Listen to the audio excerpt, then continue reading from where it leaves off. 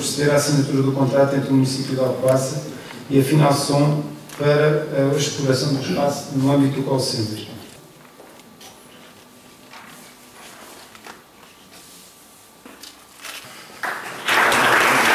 Sem grandes teorias económicas, eu poderia dar-vos um pouco a ideia do que pela parte do IACMEI estamos a sentir no tecido empresarial. Isso, de qualquer das maneiras, não é nada que não conheçam. Hoje há uma contração de mercado, nomeadamente do mercado nacional. Interessa, efetivamente, rasgar novos horizontes. São exportações e internacionalização de empresas. Nem tudo e nem todas as empresas têm essa vocação. Basta dizer que em Portugal há 350 mil empresas, mais coisa menos coisa, e as empresas exportadoras são cerca de, ou mais precisamente, 9,7% segundo os últimos casos. Portanto, temos, grosso modo, 35 mil empresas que exportam e das quais 80% exportam muito pouco. E há 20% que exportam, enfim, algo que se veja. De qualquer das maneiras, comparativamente com os países da Europa, enfim, da nossa dimensão, nós estamos claramente abaixo, temos seguramente 15% de valor em PIB abaixo daquilo que devíamos exportar. Portanto, há um esforço muito grande e por isso as exportações têm aumentado, na medida em que é mérito das empresas portuguesas o grande esforço que estão a fazer quando se dá uma contração do mercado interno, o grande esforço que estão a fazer para se internacionalizarem e para exportarem os seus produtos.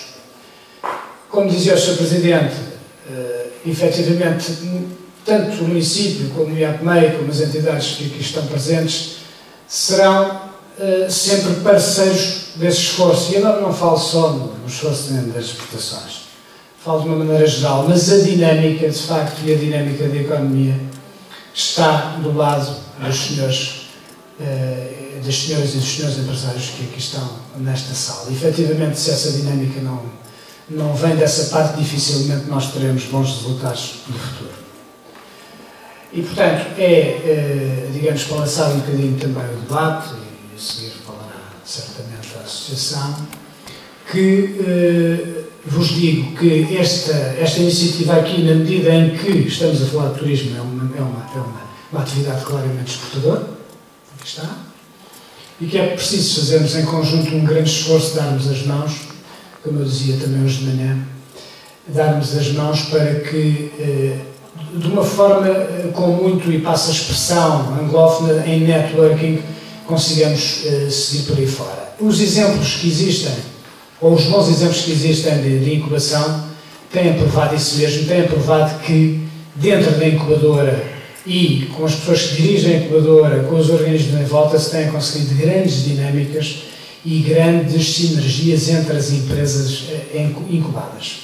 E isso é fundamental, na medida que isoladamente é muito complicado as empresas fazerem o seu caminho hoje em dia. É preciso rodearem-se de em quem se possam apoiar, ainda não se falou nisso, mas como sabem, o recurso ao crédito, o recurso a financiamento é hoje mais estreito e é preciso ser-se também um pouco criativo para conseguirmos encontrar apoios que não signifiquem única e exclusivamente a entrada de dinheiro fresco na empresa. E, portanto, eu por agora eram só 2 ou 3 noções que vos queria deixar e certamente que a conversa continuará. Em representação da API, Associação de Ação para a Internacionalização, do qual eu sou presidente, uma associação recente, mas que vos falarei um bocadinho mais no fim. Não fazendo muita publicidade, mas faz parte deste tema corrente hoje cada vez mais em cima da mesa, que é a internacionalização. O negócio, não há dúvida que tem que ser apenas e tão só uma partilha comum de um interesse que terá 2 vetores de ganho. Este centro de negócios e de oportunidades e esta incubadora é sem dúvida o espelho daquilo que é um excelente negócio. É um excelente negócio para o Conselho, é um excelente negócio para as empresas, visto que daqui, com certeza, só haverá benefícios em comum. É uma honra estar aqui também, porque foi em Alcobaça que eu há mais de 25 anos comecei a minha atividade. E foi há mais de 25 anos que eu comecei a fazer negócios na vossa terra, não sendo de cá. Portanto, é com um prazer enorme que aqui venho falar de negociação e internacionalização na vossa terra, onde eu comecei. Não é por nada que aqui estou, mas efetivamente Alcobaça tem algumas características próprias. Já aqui foram faladas a questão do turismo, a questão da representação histórica que toda esta zona tem. Mas se nós constatarmos alguns indicadores que estão espelhados, nomeadamente no INE, podemos verificar o seguinte: a Alcobaça tem tido uma evolução crescente ao nível das suas exportações, nomeadamente nos últimos anos, e não só por via das não importações. Portanto, eu estou aqui a falar de balanço entre importações e exportações. Eu gosto mais de falar das coisas positivas. E, portanto, vou-me referir apenas àquilo que é a valorização de Alcobaça em termos da representatividade no distrito. Ora, podemos constatar, efetivamente, que Alcobaça representa o terceiro lugar em termos de volume de exportações ao nível do distrito do Leiria. Portanto, Alcobaça é o terceiro concelho a exportar para todo o mundo. É evidente que tem sido um processo gradual. Estamos a falar na ordem dos 170 milhões de euros, cifrando-se em cerca de quase metade daquilo que o maior concelho exporta. Portanto, tem aqui um trajeto ainda a percorrer, mas é de louvar, efetivamente, toda essa evolução. Também para dizer que é dos concelhos que tem uma maior variação positiva. De 2010 para 2011, cresce cerca de 25% o valor das suas exportações.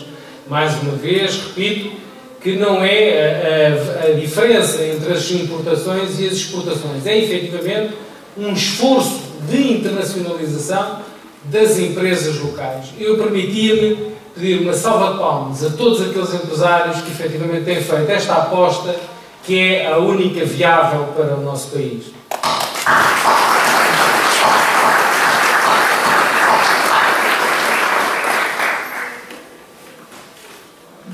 Destes empresários destacam-se alguns setores de atividade que eu referenciei também nessa estatística.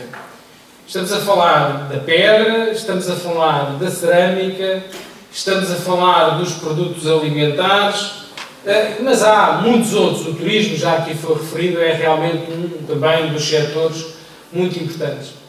Estamos aqui numa incubadora de empresas, significa que serão jovens empresas. Significa que, por isso, também existe recursos humanos jovens. Estes setores que eu vos falei, que representam, efetivamente, o grande volume de negócio exportador, com certeza que trazem consigo o know-how daquilo que é o negócio internacional, que só pode ser uma mais-valia para todos aqueles que hoje estão a iniciar as suas atividades empresariais, mas mais acento a tónica a todos aqueles que, efetivamente, estão à procura de novos mercados naquelas que são as empresas que já estão no mercado nacional. Não vou aqui falar de crise, só dizendo que estas crises são também oportunidades. Esse é o tema que me foi proposto. Esta contração do mercado faz-nos pensar que o nosso mercado é limitado, sempre foi. É um mercado curto, é um mercado pequeno. É um mercado que poderá dar para uma rentabilidade média muito baixa, mas efetivamente a sustentabilidade da empresa terá que passar por encontrar mercados maiores. Esta aqui é a grande oportunidade da situação atual. E nós percebermos que este mercado é curto e, portanto, como em outrora houve aquilo que foi a conquista do mundo por todos nós, pelo povo português, as empresas têm que o fazer exatamente. Não há outra forma de sustentar este país se não encarar como uma grande oportunidade todo o mercado internacional. O que é que nós acreditamos? Acreditamos que entrar num mercado, como muitos empresários que aqui estão sabem, isto não são teorias, eles próprios o evidenciam, não é fácil. Ir ao desconhecido não é fácil. Muitos dos empresários que aqui estão começaram o seu projeto de internacionalização, eu diria, quase ao desconhecido, com uma força individual de cada um deles. Eu costumo comparar muito, através do nosso Presidente da Assembleia Geral, que é o Presidente do grande grupo da área dos moldes, que foram trajetos quase tipo Linda de Sousa, de mala de cartão, em que foram desbravar terreno. A oportunidade que hoje existe é, no nosso entender, esta. Como todos estamos com a percepção de que só no mercado internacional é que a maioria das empresas poderão sobreviver, uns mercados mais perto, outros mercados mais longínquos, uns mais emergentes, outros mais maduros, é que efetivamente pode-se pensar que a partilha dessa informação entre aqueles que já estão no mercado e aqueles que efetivamente querem, num futuro, entrar no mercado, é a única forma de entrada ou de limitar algumas barreiras. Esta partilha de informação pode parecer uma forma simples de entrar, mas eu diria que antigamente a concorrência era aquilo que era o nosso maior desafio, era nós ultrapassarmos a concorrência. Havia grandes constrangimentos à empresa que concorria connosco.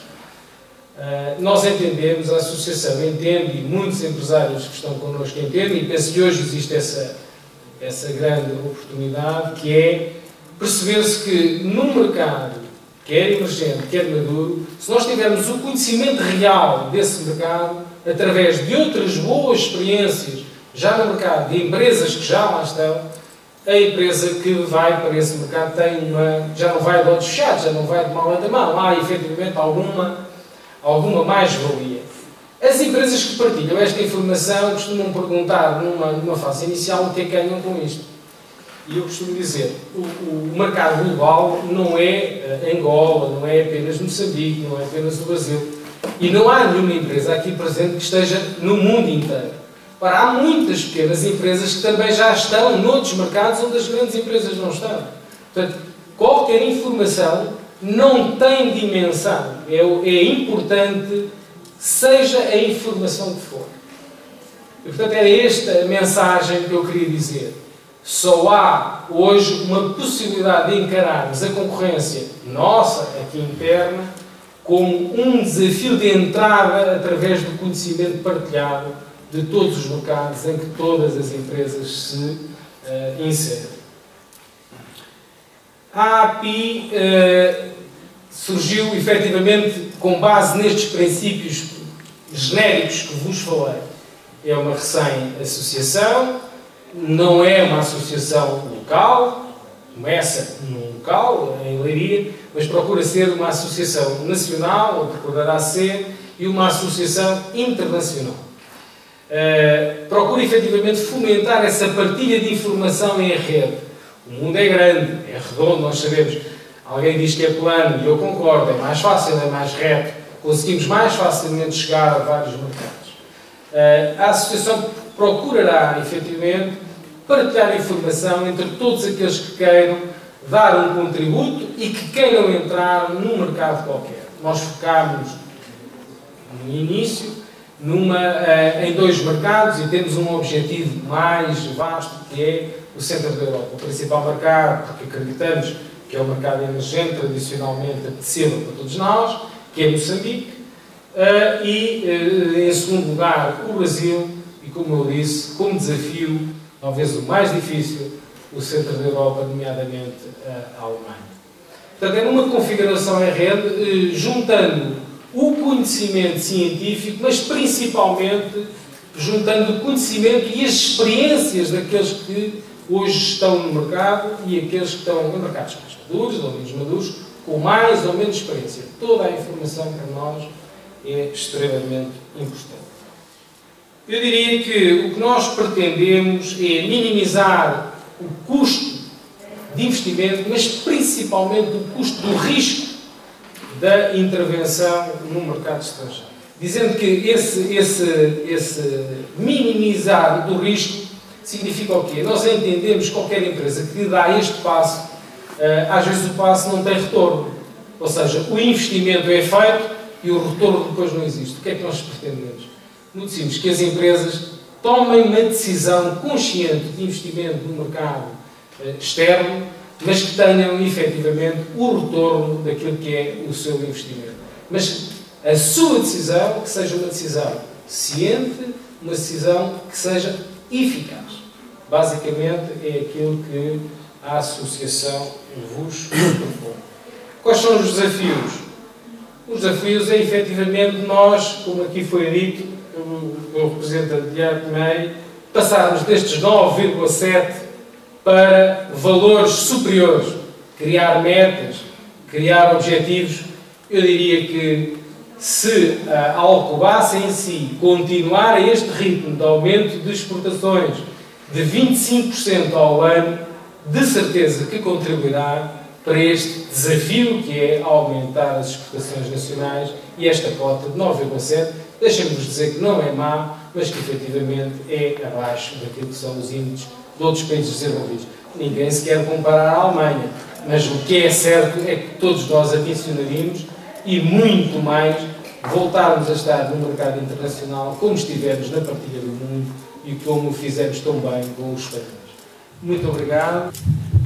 Antes de mais, boa tarde a todos. Queria agradecer também ao município de Miguel Passo Pato ter convidado a Associação de Jovens Empresários a estar presente, é com tudo o que cá estamos.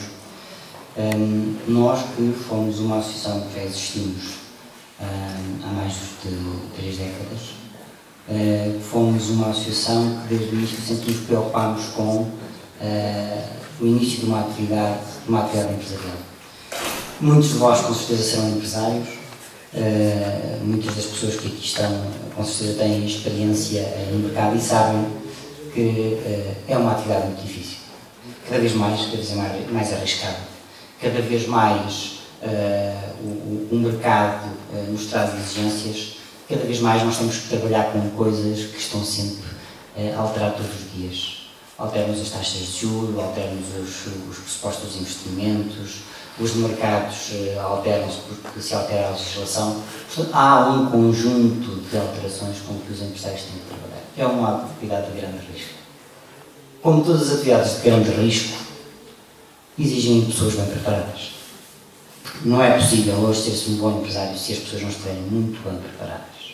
É praticamente impossível. É exigível cada vez mais que as pessoas de hoje em dia adquiram conhecimento para lidarem com o risco. Todos nós sabemos, isso está nas estatísticas. Normalmente, a maior parte dos empresários são filhos de pessoas que já foram empresários ou que já tiveram alguma experiência empresarial. Têm uma cultura familiar que permite lidar com o risco. Quem não está habituado a lidar com o risco é muito avesso a esse risco. É muito avesso a trabalhar com coisas que sabe que não domina tão bem como nós, por exemplo, sendo trabalhadores por conta própria. Em princípio, há alguém que define a nossa vida e nós temos uma vida, digamos, com menos fatores de risco. Mas isto trabalha-se. Como todas as coisas, isto trabalha-se. É verdade que hoje em dia, cada vez mais, o trabalho das instituições públicas é garantir os meios para que na sua região as pessoas possam exercer as suas atividades. Cada vez mais, hoje, que cada região luta é por pessoas. Só faz sentido existir em cidades, só faz sentido existir em regiões se existirem pessoas. Só existem pessoas se tiverem riqueza, se tiverem meios para si e para os seus. É condição. Senão as pessoas, quando não têm riqueza para si e para os seus, naturalmente vão para locais onde têm essa possibilidade. Vão para as cidades do litoral, vão para os exteriores, portanto, vão dar condições de vida a si e às suas famílias. É isto cada vez mais que os municípios têm que mudar. Têm que dar condições para que as pessoas que estão no seu município possam ficar permanecer e dar condições também para que outras pessoas possam vir de fora, estabelecer-se cá e terem meios de sobrevivência. Isto para vos dizer algo que vocês já sabem. Nós, quando iniciamos uma atividade, e os jovens, quando iniciam uma atividade, e esse é o fundamento da criação de ANJs, é, para além do risco que é criar uma empresa, os jovens ainda têm mais um conjunto de fatores que normalmente os prejudicam. Têm pouca experiência de vida, têm pouco histórico, portanto, os bancos normalmente não têm grandes referências, têm a desconfiança normal e natural e não têm a experiência do exercício de uma profissão. Tem um conjunto de fatores que são logo debilidades muito fortes e que fazem com que uma empresa tenha grandes debilidades. E há aqui um outro problema, é que as empresas normalmente, os primeiros, aquilo que é designado o vale da morte, os primeiros 2 anos, é quando têm normalmente grandes investimentos e é quando normalmente precisam de dinheiro para sobreviver. Normalmente estes 2 anos é quando a maior parte das empresas morre. Por isso é que é extraordinariamente importante existir em casas como esta. As incubadoras são extraordinariamente importantes, porque é aquilo que permite que existam empresas que tenham, em princípio, custos mais baixos, que têm ainda, muitas vezes, estruturas, porque muitas vezes estas instituições têm estruturas que os apoiam nas suas tomadas de decisões, ou até na negociação com fornecedores, ou até com negociação com instituições financeiras, e, portanto, têm ali, digamos, um local protegido, para, de alguma forma, poderem, durante 2, 3 anos, exercerem a sua atividade de uma forma mais protegida, poderem sobreviver. No fim de terem essa experiência, no fim de ganharem esse músculo, em princípio aí já têm outro tipo de capacidade. Não quer dizer que não possam pensar na exportação antes, mas em princípio só conseguirei pensar numa exportação de uma forma efetiva quando eu internamente tenho capacidade para estar no meu mercado. Que naturalmente, todos nós sabemos que o nosso mercado natural, o nosso mercado de proximidade é muito mais confortável que o mercado externo. No mercado externo pode acontecer muitas coisas, embora hoje o mundo seja todo próximo, mas no mercado externo podem acontecer muitas coisas. E é este tipo de trabalho que normalmente se pedem às instituições públicas, é que nas suas regiões deem condições para que as empresas possam nascer e para que as empresas se possam manter durante o tempo suficiente para depois poder, a partir daí, desenvolver-se. O desafio que me deram é falar um bocadinho sobre educação e empreendedorismo. Também não vos vou demorar muito tempo, até porque, pronto, também não é essa a intenção. E até porque acho que é importante depois também, se houver necessidade de esclarecer alguma questão, depois serem colocadas algumas questões. De qualquer forma, acho que é importante, cada vez mais, as pessoas terem a noção que deve haver uma educação com o empreendedorismo. Hoje já se começa a ver, por exemplo, tenho feito parte de alguns júris, onde, por exemplo, se fazem concursos de empreendedorismo nas escolas. É um bocadinho a brincar, é verdade, sim senhor, mas as pessoas vão aprendendo a lidar com o risco, vão aprendendo a definir uma ideia, porque uma empresa não é uma ideia, uma empresa é um conjunto de coisas que nos permite pôr uma ideia em prática e ela ser economicamente viável. Portanto, até chegar a esse ponto é preciso muito trabalho. É preciso ensinar as pessoas a pensar, é preciso ensinar as pessoas a agarrar naquilo que pensam e pô-lo em prática, é preciso ensinar as pessoas a pôr aquilo em prática, a ver que umas resultam, outras não resultam, e a ter a capacidade, aquilo que depois se designa por resiliência, não é? A capacidade de caírem, se levantarem e levarem outra vez a ideia por dentro de uma outra forma. Isto exige trabalho, isto exige formação, isto exige conhecimento, isto exige uma prática. E é este tipo de coisas que normalmente as instituições públicas têm que fazer. Têm que preparar o terreno para as instituições privadas terem este tipo de capacidade. Esta formação tem que ser uma formação ao longo da vida. Tem que ser quando nós somos jovens. Por exemplo, eu defendo que as pessoas, quando criam uma empresa, deveriam elas próprias, à semelhança do que existe em outros países, elas próprias terem alguma formação na área económica, para saber como é que se coloca uma ideia em prática, como é que se faz um plano de marketing, como é que se faz uma venda, qual é a minha responsabilidade jurídica, todo esse tipo de questões. Portanto, nós temos que definir uma política de formação para que, de alguma forma, todos aqueles que queiram ser empresários possam o fazer com o máximo de segurança. Não é possível eliminar o risco todo, mas é possível eliminar algum risco com estas boas práticas de ensino e aprendizagem constante. E, portanto, estes são os desafios. Os desafios que se colocam, no fundo, às instituições públicas é criarem estes espaços, criarem métodos de trabalho, criarem partilhas. E isto que já foi falado aqui hoje, muitas vezes é muito importante. Empresas que estão em determinados mercados levarem outras empresas com elas, porque nós hoje já não estamos só a concorrer uns com os outros, nós concorremos com o mercado externo, nós estamos a concorrer com esse mercado externo. Se nós levarmos empresas e serviços que são complementares aos nossos e com quem nós nos possamos entender, muito mais facilmente nós entramos nesses mercados. São estes novos desafios, estes novos paradigmas que hoje se colocam. Hoje o mundo está muito diferente e nós não podemos continuar a trabalhar num mundo que está muito diferente com políticas iguais àquelas que existiam há uns anos. Hoje o mundo está muito diferente. não é um mundo que está mais difícil, economicamente. Nós estamos, se quisermos, do lado sombra da economia. A Europa é que está a passar por dificuldades. Há outros mercados que estão a crescer 4, 5, 6, 7, 8, 10% ao ano. E, portanto, nós para chegarmos a esses mercados, há forma de lá chegarmos. Agora nós temos que saber como é que vamos para lá e como é que estamos preparados para o fazer. E é este tipo de associativismo e este tipo de apoio que é extraordinariamente importante existir, para que as empresas, quando vão com segurança. As perdas, hoje, cada vez mais, têm consequências muito graves nas empresas. Se antigamente existiam taxas de rentabilidade que permitiam que a empresa, se perdesse um negócio ou dois, recuperasse nos outros, hoje, cada vez menos isso é possível. E, portanto, é este trabalho que é muito importante e esta preparação que é muito importante fazer-se junto dos empresários para que as nossas empresas vão para o mercado externo, porque nós, mais do que nunca, precisamos do mercado externo. Nós compramos coisas, temos que vender coisas. Não há outra solução. E isso só faz as empresas, não é mais ninguém. Não há mais ninguém que pode fazer isso. São as empresas. E nós só com riqueza continuamos a viver no país. Ponto. É tão simples quanto isto. É só. Muito obrigado.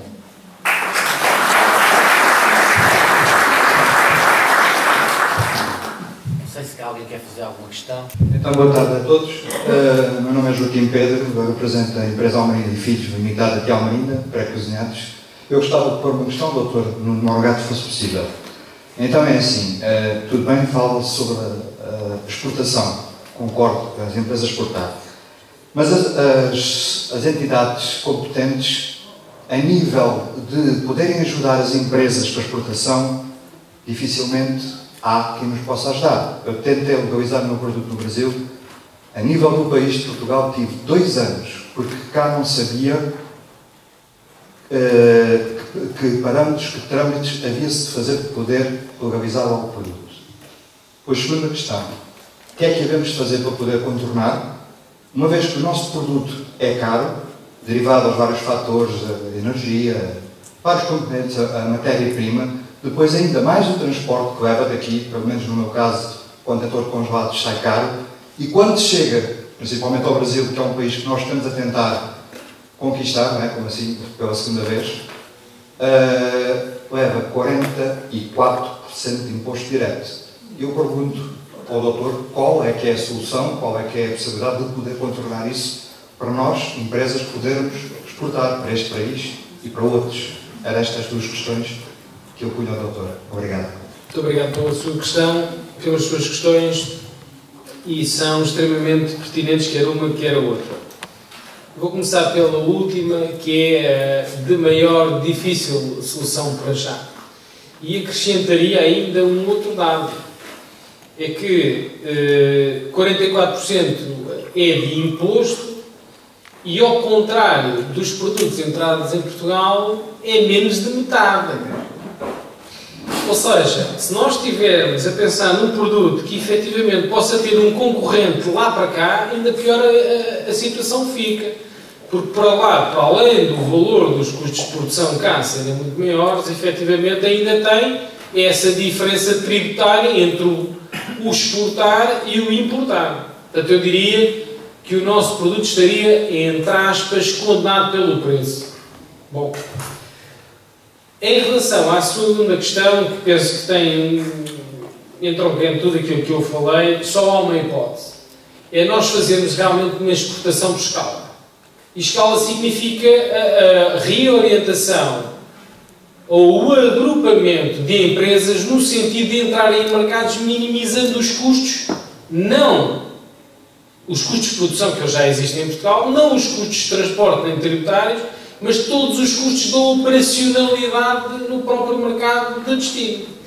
É o único custo nesta cadeia toda que neste momento será possível minimizar. E só é possível minimizar se os empresários portugueses estiverem no Brasil em conjunto. Eu vou dar um exemplo. Uma das grandes solicitações que tem sido posto à nossa associação é a possibilidade de ocupação de espaços mútuos entre os vários empresários. Para quê? Para que aqueles que querem entrar tenham, à partida, uma minimização não só do risco, mas inclusivamente do custo. Ou seja, se houvessem plataformas onde as pessoas, as empresas, pudessem operar partilhando as plataformas, nomeadamente de distribuição, havia pelo menos um custo que era diminuído. Se chega para minimizar estes 44% de imposto, não chega. Tem toda a razão. Não há volta a dar. Eu penso que o Estado português forçosamente terá que olhar para esta diferença do imposto entre o Brasil e Portugal de uma forma séria. Nomeadamente, aqui já temos um representante do calçado, dizia isso mesmo. É impossível pôr sapatos no Brasil com esta diferença de imposto. Mais grave é que o Brasil entra em Portugal de pé para a mão. Quer dizer, e penso que até esteja aqui alguém da área dos calçados. Portanto, só há uma hipótese, é minimizar os custos no local. E eu só encontro uma solução para isso. É com escala nacional. A operar no terreno com escala nacional. Até estar resolvido, nomeadamente, essa questão. Em relação à primeira questão, a associação, a API, pretende partilhar informação. Uma das questões que nós estamos a trabalhar, e uma das principais, é realmente a questão legal, em termos de entrada de qualquer produto, nomeadamente no Brasil e no Moçambique e mais tarde na Europa. Estamos ainda, e como é uma associação recente, estamos ainda a tentar criar, ou está tudo posto em cima da mesa, para se finalizar um protocolo com uma agência internacional de advogados que permitirá, com a experiência que tem e da sua partilha em rede, de uma rede internacional também na área comercial, neste caso do ramo legal, poder partilhar todo esse tipo de informações. Se nós fizermos esse protocolo, que eu julgo que sairá para a semana, temos muito gosto em partilhar a informação desse departamento comercial, desse gabinete de advogados, que de certo, no próximo produto a entrar, demorará menos a legalizar o seu produto, ou a marcar, digamos assim, ou a registar o seu produto no Brasil. Espero ter ajudado o meu melhor contributo. É uma questão recorrente. E as orientações dadas aqui pela API são corretas.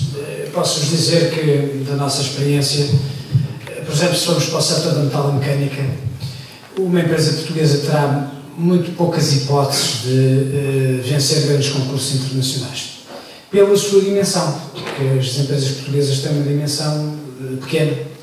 E, portanto, um concurso de um pipeline, Europa, Norte de África, etc., pode subentender que uma empresa fatura 150 ou 200 milhões de euros e aqui temos uma que fatura 50, outra 30, outra 20. Portanto, só em conjunto e de mãos dadas é que nós conseguiremos atingir esse tipo de mercado. A questão que pôs há pouco, enfim, não tratando da questão de uma forma macro, como aqui foi abordado, mas levanta-me outra dúvida que está relacionada com esta, é que um mercado daquela dimensão e com aquele proteccionismo como é o do Brasil levanta muitas questões a uma PME se vale o esforço da exportação ou não. Para já não falarmos no caso de algumas empresas portuguesas, também PMEs, terem tentado fazer aquilo que se calhar seria natural quando se lembram disso. Enfim, arranjar uma empresa lá, constituir uma empresa brasileira para, em vez de exportar com essas barreiras todas, que é o que todos os países tentam fazer, e o Brasil é especialmente protecionista nesse caso, passar a fabricar os seus congelados in situ. Não é? Só que essas experiências, enfim, para a capacidade, nós não falámos ainda aqui disto, para a capacidade financeira que as PMEs portuguesas têm, são de facto, é de facto uma experiência um bocado arriscada e, como foi dito aqui há bocado, e com muita razão também, podem ser dados aqui passos maiores que a perna que vêm pôr em risco toda a operação, não é brasileira, é portuguesa e brasileira, não é? Às tantas. De forma que é preciso ter-se uma capacidade, ou então agir, como aqui foi dito também, em termos de grupo, de conjunto, de fileira, para que consigamos manter uma presença muito mais forte lá fora, o que individualmente não conseguiríamos fazer. Permite só um pequeno parênteses. Apresentaste há bocadinho a tua empresa ao seu secretário de Estado e ele ficou impressionado, e eu espero que ele até leve um recado para o Sr. Ministro da Economia, que com aquela brincadeira da internacionalização do pastel de nata, que não se cometa o erro de falar de pastel de bacalhau, porque o pastel de bacalhau tu exportas e muito bem. Portanto, também em Portugal, não é só o pastel de nata que já está internacionalizado, é o pastel de bacalhau, é os rissóis, e que vão muito para além do Brasil. Uma pequena empresa começou numa cozinha, numa casa de habitação, há 20 e poucos anos, e que hoje exporta para muitos países, e surpreendentemente uma PME como é que ganha estes desafios, isto só com um empreendedorismo muito grande. Nós estávamos a falar, obviamente, de políticas de protecionismo, que o Brasil faz, porque tem dimensão para o fazer. A União Europeia tem uns complexos, um bocadinho de liberalização, de globalização do mercado, mas quando estamos a falar de gigante para gigante, não é uma questão de protecionismo, é o princípio da reciprocidade. E a União Europeia tem que rapidamente perder esse complexo e agir em nome do princípio da reciprocidade. Ou seja, os ónus que nos põem, nós também temos que pôr aos outros. Senão, a União Europeia não tem sobrevivência e não consegue responder para aquilo que ambicionou, que foi a globalização, um mercado único, total, mas o princípio da reciprocidade não pode ser esquecido. Pronto, mas isso são para outras discussões macroeconómicas, noutras esferas, que infelizmente não são as nossas, ou felizmente não são as nossas. Mas o que eu queria sublinhar é que um empresário de Alcoace, mais propriamente da freguesia de Alfeizarão, consegue entrar em mercados com congelados, exportando pastéis de bacalhau. E isto prova o dinamismo que as nossas gentes têm e os desafios que enfrentam. E, portanto, eles vão conhecer sabores que só nós é que sabíamos, mas não é só o pastel nata que é a marca nacional, o pastel de bacalhau também é, e tu tens uma quarta responsabilidade em termos de dar a conhecer um bom produto português para esse mundo fora. Bem-aja. Quer dizer uma coisa? Só dá os parabéns, dizer que realmente isto é mesmo uma marca de empreendedorismo. É um facto que eu acho que os produtos alimentares, os produtos agrícolas, têm uma característica muito própria, porque há coisas que são inimitáveis. E nós podemos combater o preço por aquilo que não é imitável. Okay? Portanto, é verdade que uma taxa de imposto de 44% é enormíssimo, é verdade que realmente, em termos de competitividade, o preço é um fator predominante, mas em algum tipo de produto, o seu individualismo, ser aquele próprio produto que as pessoas só podem adquirir daquele tipo de produto por um preço um pouco mais superior, muita gente está disponível para isso. É preciso também encontrar realmente esse tipo de produto que é inimitável. E aí nós podemos pedir um preço prémio para essa ilimitação. Okay? Portanto, realmente parabéns, porque conseguiu realmente encontrar um mercado que, pelo facto de ter uma relação com a nossa cultura, gosta daquele tipo de produto e está disponível para dar esse prémio. De qualquer forma, se calhar também dizer mais uma coisa ou outra que se calhar a maior parte de vocês conhecerá, mas é verdade que o Brasil tem todo esse protecionismo. Existem alguns países relativamente próximos do Brasil que não têm as mesmas taxas, que são muito mais liberais do que o próprio Brasil. Nós muitas vezes temos o hábito de ir para aqueles mercados onde de alguma forma existe a lusofonia, não é? Ou onde nós sentimos alguma proximidade, estamos a falar de Angola, Moçambique, Brasil, etc, etc. Existem outros mercados, para além desse mercado, que se calhar são tão ou mais interessantes que esses mercados. É preciso estar atento. Aliás, ainda há dias estive numa conferência onde esteve um grupo português que, inclusive, está a angariar empresas numa ótica de parceria, que inclusive tem a parceria também da própria ESEP, numa ótica de parceria está a ir para mercados como, por exemplo, a Colômbia, como, por exemplo, o México, etc, etc.